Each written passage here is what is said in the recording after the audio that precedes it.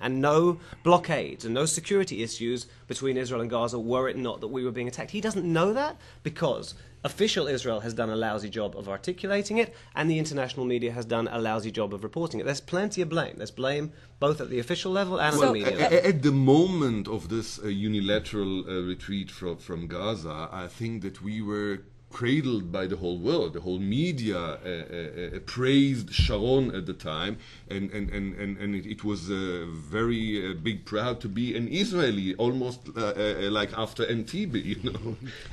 But look how quickly that was forgotten, all right? And irresponsibly forgotten. You can say that's the way of the world, but that's not good enough. Because the parts of the game, you know, the bad guys and the good guys have changed places again. And the Israelis became the bad guys again because of the bombings, because of the bombings that followed the rockets from Gaza. I have to interrupt you. We've established that we're the bad guys. Can we ever be the good guys again? Yes. Folks, we're certainly not the bad guys, and I know you said that. I know you said that flippantly, but it's a terrible failure of journalism. You can't just say, you know, what do you expect? We're hitting back. Good journalism would say, first of all, if there were no missiles coming across the border, obviously the Israelis wouldn't hit back. Good journalism would say, well, of course, we need to remember that Hamas, when it came to power in Gaza, killed hundreds of its own people. These are ruthless people. Let me finish the sentence. Would have stressed too that Hamas was elected on in democratic elections, right, so and the then people of denied Gaza, access by Israel. The people of Gaza chose a leadership that put its own people in harm's way,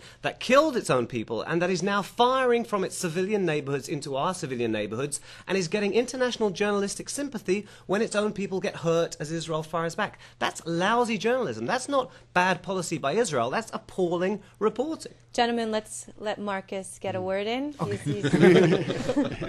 Just simply say that clearly the messaging is important, and David, you're absolutely right about that.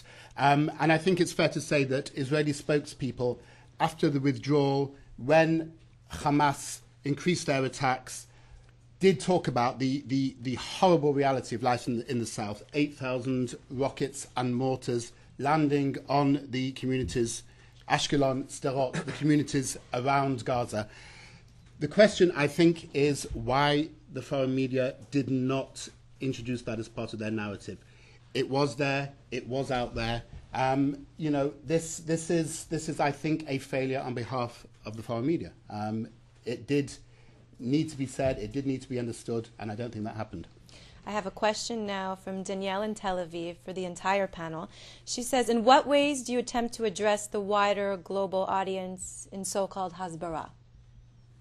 David, I think that's a question for you. Look, I hope it's a question for the whole panel. I don't want to answer for Arad or for Marcus. We're an independent newspaper that is 77 or so years old, and that for the last 5.5 years, for the first time really, has not been linked to any political party. We're not a mouthpiece for the government. We're not a mouthpiece for the opposition. We take positions that are good for Israel, and we report the facts as we find them. Sometimes those facts reflect badly on Israel. Sometimes those facts reflect well on Israel. I tend to think, because I believe that Israel is overwhelmingly more sinned against than sinning, that simple, accurate reporting of our reality works to Israel's advantage. But I have to say, when we come across bad things that work to Israel's disadvantage, well, they're in the Jerusalem Post as well.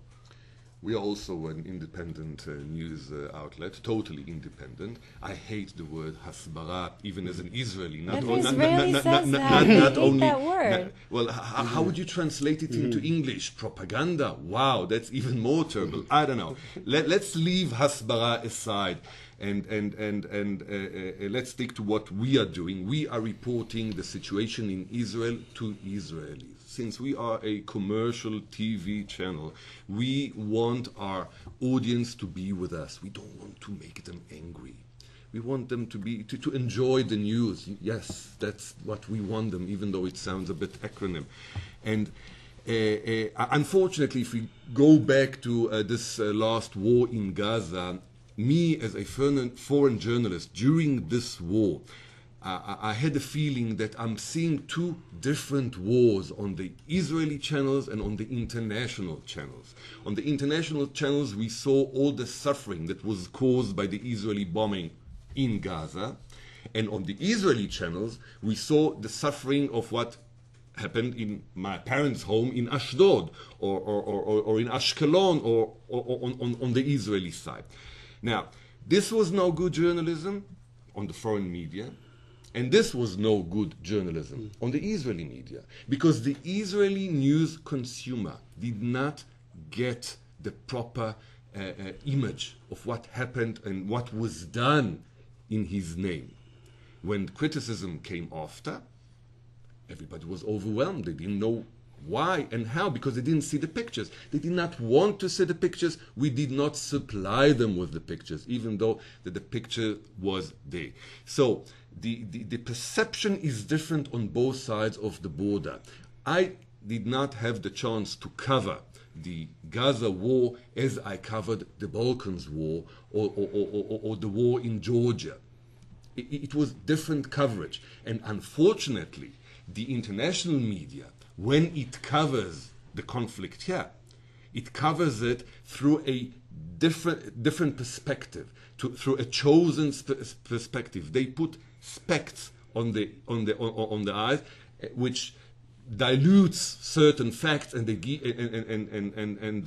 augments other facts. Unfortunately, if we'll have the time, I can try and think why they do it, but maybe later on. But there are other factors involved, aren't there? I mean, many of the materials coming out of the Palestinian areas are provided by one stringer. Everyone gets the same video footage, and it ends up being very limited because everyone is receiving the exact same pictures. That's another problem of this last war, that the Israelis did not let any foreign journalist go into Gaza. Was that a good thing? Was that a bad thing? It's a terrible thing. It's a terrible thing. But I just like to go back to what you said. Marcus, hang on a second. Let me just answer that question. I promise I'll shut up. No problem. Black and white. It's a terrible thing. We are journalists here. Journalism is about free access, independent access. I don't believe that Israel should have allowed thousands of journalists to be running around Gaza. You can't prosecute a war effectively, but to deny Israel-based foreign correspondents and Israeli journalists access to Gaza, the most ridiculous... Wasn't it just for your safety, though? And I concur with that absolutely. And we did exactly the same thing. Honestly, we did exactly the same thing in Jenin in 2002.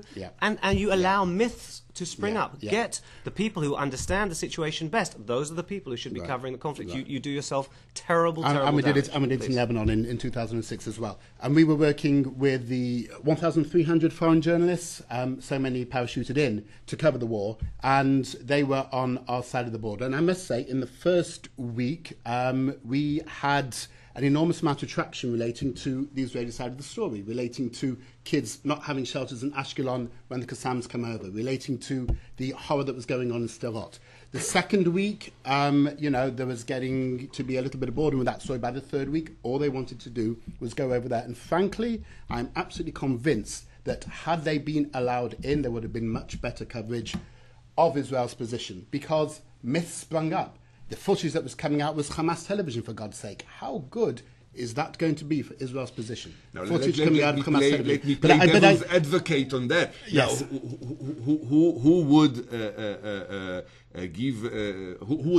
would have promised us that if, or the Israeli government, if they let them in, the Hamas would have let them report freely? That was the deception on the Israeli side. There's ways of going in. Embedding is a perfect example of that. The Americans use this to perfect advantage in all the wars that they fought. It's not rocket science.